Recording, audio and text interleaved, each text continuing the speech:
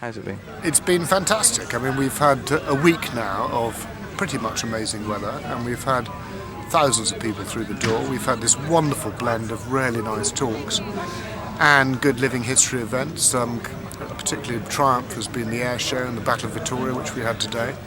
And it's been really friendly, lovely, cheerful, lots of children, lots of happiness, and I can't imagine a better way of spending a week. I really can't, and I've organised it. And from an organisational point of view, there must always be a few hiccups with organising something on this scale. What's the major differences been between this and last year, and have there been any problems dealing with so many more people? Yeah, there were certainly problems on Saturday because we got about 10,000 people through. And there were problems with the roads, and we need to talk to the council about how we sort that out for next year. Once people were on the site, there were no problems at all. We've got masses of room here. There's lots to do. There was enough food. There was certainly enough for people to do and see. The bars were always full, but able to cope with that volume of people. So, yeah, the only problem was the roads, but otherwise it couldn't have gone better.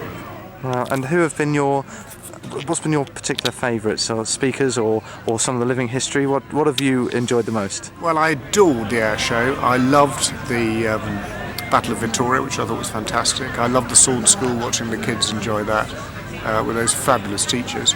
As far as the events are concerned, I think probably the most moving was Don McCullum tonight, Sunday, which was just terrific. And he was interviewed by Tom Bradby, and he was a tour de force. He was just brilliant, very moving, very honest, very clear, and it was loved by absolutely everybody.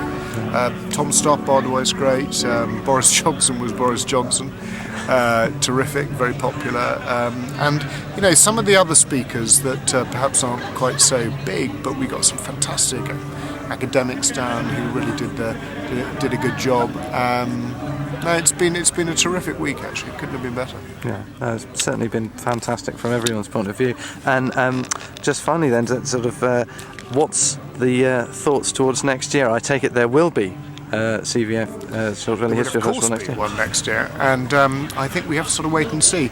I think that the big thing is how we keep it at the size that people want it to be kept at, which is not too big, but also incorporate this kind of enormous enthusiasm that there is out there for history, and particularly for the living history. I mean, sorting out the literary event side is relatively easy because we can gauge how many people come by, the size of our tents, the number of talks that we do. But the living history is the wild card, and the sky's the limit there. And what I love about the living history is that it gets everybody in. And we're slightly preaching to the converted as far as the literary festival side is concerned, but that side gets families in, all ages, every type of person, and that's great. And we've got to build that.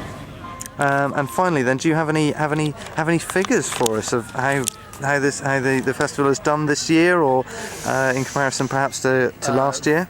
Financially, no. We're yet to do the numbers. I can tell you that I think about 30,000 people have come through, something like that. So wow. Last year we were about 14,000. The first year 2,500. So it's grown like topsy. And wow.